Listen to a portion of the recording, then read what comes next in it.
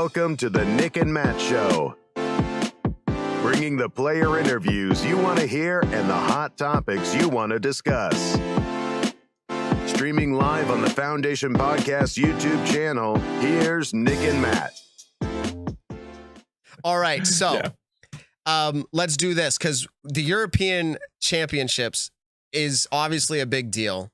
I wish our time zones weren't so crazy because right now I'd love to be talking to some of them. I know. Believe me, we're trying for everyone that's been messaging us about getting on these European players and getting on these Estonian players and everything like that. Believe me, we are trying, but it is a struggle at the moment. But so every single week we're trying to get another player. Yeah, I do want to give them the shout outs, even though I'm going to butcher their names the way that they do when they talk about American names. And it's great. I love it. But Nicholas, and I think that's probably how you say it, something along those lines. Nicholas Antila from Finland wins it. Excellent. He shot at least 1,068 rated round, better than his average. Performed really well. I'm going to give the top three here. Linus Carlson and Jonah Heinonen. And then 7th place, Simon Lizotte. Simon Lizotte was the previous winner in 2018. Yeah. 7th place finish, 15 strokes back. Simon, we love you. Hope you had a good time over there. I was rooting hardcore for Simon. It was awesome to see him kind of like come out of the gates. I think he was tied for the lead or maybe a few strokes back of it, something like that. But I'm also really impressed with seeing Silverlot, who's a good buddy of mine. He played great. And then also Albert Tom. He ended up playing well towards the end of the event. Squeaking in a top 25 finish. Seppo Paiu. We actually haven't talked about Seppo too much this year. Seppo has actually been playing out there, but normally he is playing in the U.S. But with everything going on, we obviously haven't been able. I said my word again. We unfortunately have not been able to see Seppo's name too much. But yeah, incredible performance by Nicholas, and hopefully that's how I pronounce his name. I think it's B.A. that a dude named Nicholas. Nicholas. My name's obviously Nicholas, and so seeing the Nicholases strive in disc golf this year, it's been awesome. Just kidding.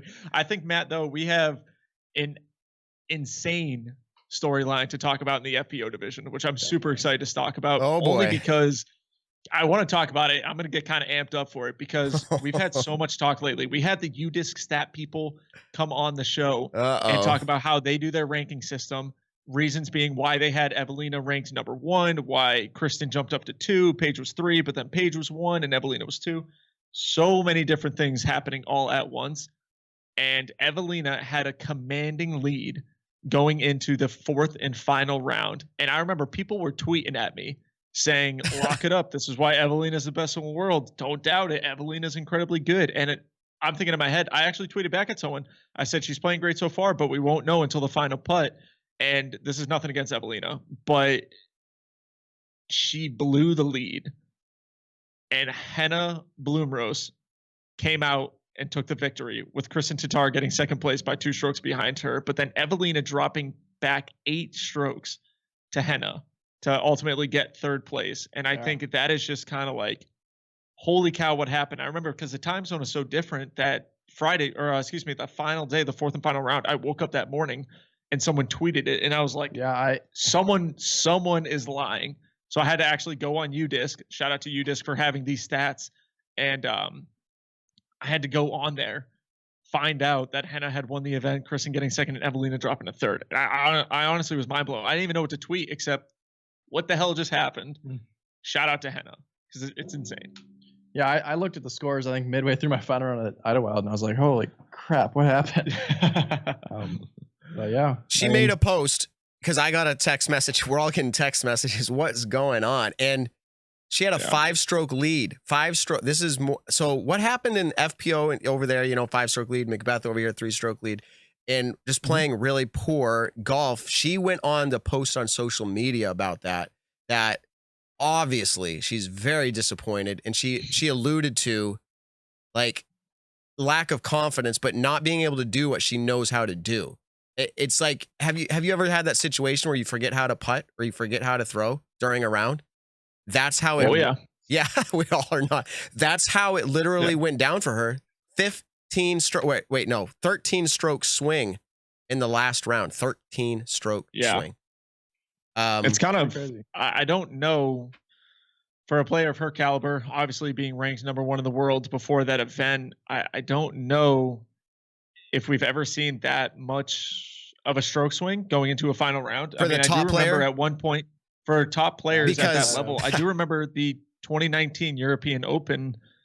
Paul had come back from, I think at one point, the final round, 7 strokes to Ricky and Eagle. He came back and ended up winning that event. Okay. But I mean, that's different. But here's an interesting one. I was just going to say, and I hate to talk about people's poor performances, but it's just because it's disc golf round. We're not trying to, poo-poo on anybody. Paige Shue, lead card, all the way down to 14th place. She moved down 18 or 13 spots, shooting a plus 15 in the final round. So these things obviously happen. But Evelina, here's the interesting part, right? We had on UDisc to talk about their ranking system, and it's interesting to see how it plays out. I feel like some people were telling us in our previous shows, Matt, if Kristen beats Evelina, then we know Kristen's the best player in the world because she beat Paige, and then world ranking saying Evelina. And then people are saying, well, if Evelina beats Kristen, well, then Evelina is obviously the best because Kristen beat Paige. Well, if that's the logic we're going to use, then should we just say that Henna is the best player in the world because Henna beat Evelina and Kristen beat Paige? I don't think it's good logic. This is why. This is why people shouldn't comment these things. But this is why we need the whole FPO scene. We need another World Championships at the very least, and more European tour stops. Again, maybe when pandemic, COVID, all that's gone. Because we do want to see this. And then I think we could make some serious, actual takes. But with them playing different events across the ocean and Paige, I don't know what to even say about it. There's a lot of good competition going on in FPO right now. Go ahead. It'd be very interesting to see, those 4, battle it out for a whole season on the Pro Tour. Yes. And see what really happens. I think we would have some. I think those 4 could really, really elevate, women's disc golf if they could all, play in the same tournaments all the time, I 100% agree with that. And I think one of the biggest things right now is that we only got a glimpse of what happened at one tournament. And obviously, I keep saying that word, I'm not allowed to. Seeing Evelina play the way she did the final round, that's not something that we're going to see at every single event that Evelina is winning. Evelina was playing incredibly well at that event up until the final round. We saw dominance by Evelina, but we also saw consistency by Krista and Henna, and we have seen consistency by Paige Pierce the last 2 tournaments, completely kind of destroying everyone at Ledgestone and then playing well enough to get the win at Idlewild. So I think, like Adam just said, having these 4 players play against each other all year would, I think, definitely elevate the sport, the FPO side of the sport. But right now, who do we pick as a #1? So I know that let me has the #1 rating. Let me set it up for you. Let me set it up for you because that's what I was actually just going to ask your guys' opinions.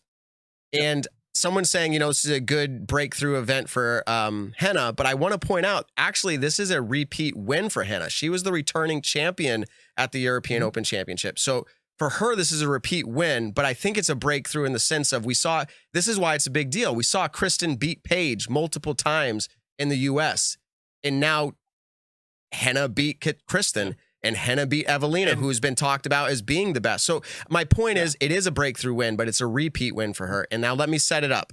Let me set it up for you, Nick. Yeah, go for it. Who do you feel like? I'm now just literally asking for the feels. If you had to say, and Adam was setting it up too, those 4 players. No, let's put Katrina in the talk too. Let's put whoever you want. I don't care what FPO players you want to put in it. Who do you feel like could, would, if you put them out right now, tomorrow or next week, win if you had those best players, FPO players? I have a feeling about it, and I'm just curious. Yeah, it's such a sideways question because we've only seen Henna and Evelina really at this event. So what do you feel? I want to say we're talking about the breakout performance. Yeah, we're talking about the breakout performance. And I will say this was a breakout performance for Henna because Evelina has beaten Henna at, I think, every single event that they've played together so far this year. Could be wrong, but a majority of the time Evelina's won. So for Henna to go out and consistently play well the whole weekend, I think that is a breakout performance, and I think we will kind of see that happen more often this year. I'm hard to say that Paige isn't the best in the world. Like, it's hard for me not to say that. But at the same time, watching Kristen play in the USA these last few, let's say, month and a half, it's hard to say that watching Kristen, every part of her game is solid. She's got a... Okay. They're breaking up again, but I want to let Nick get to this. Until they come back, though, and are reconnected, I do want to offer up the idea about the difference between best in the world and who might potentially win right now head to head. So Nick, I just kind of filled in a little bit. I think that's a sign saying that I'm talking too much and not answering the question. It's hard for me not to say Paige Pierce being the #1 player in the world, but I almost want to give it to Kristen the way I've been seeing her play these last few months. I think all around she is playing the best out of everyone. I think we got two different rivalries here. I think we got a Paige and Kristen rivalry, and then we got a Henna and Evelina rivalry. Exactly, and it sucks because I don't want to put them all at one tournament, and I want them throughout the year. I want them to play like. How many events do we call it to where we can actually pick someone? Is it 3 events? Is it 6 events? You know, I want them to tour against each other, and I'm praying for the day that can happen, to where we can have all these players back in the USA, to where the USA players can go back over to Europe. I want to see these battles happen again. And so, you know, that it's just like, yeah.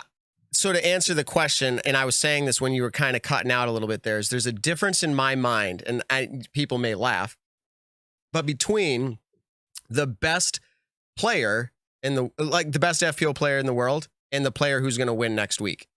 And that's different than it's used to have been. It used to be, it's obvious where you'd be stupid not to choose Paige. But I think there's an actual case and debate to be made there now. If you have Kristen there, if you have Evelina there, if you have Henna there, if you have Katrina there.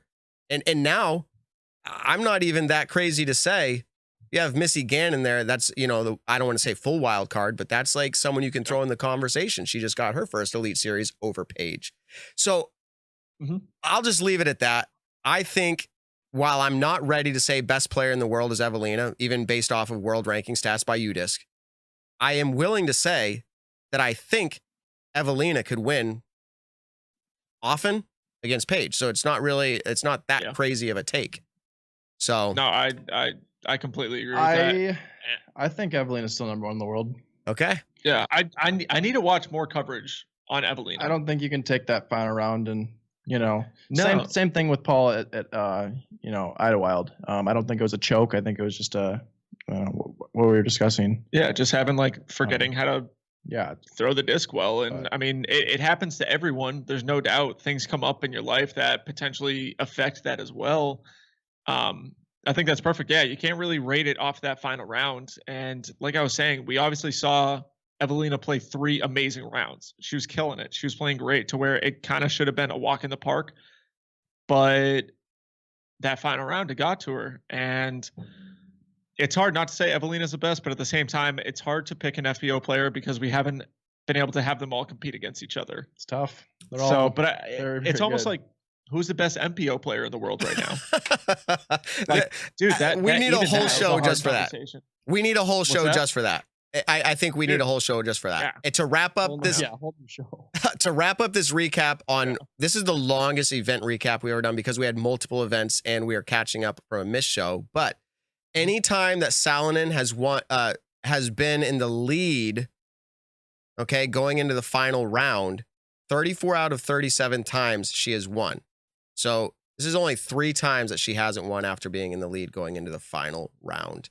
And she has only lost once when leading by more than 2 strokes. So this is a big deal. I know she's probably pretty upset and heartbroken over it. I don't think this really plays out to her skills. I think, you know, as we said, and you guys said, I'm just recapping. It was a missed round. It was a missed round. So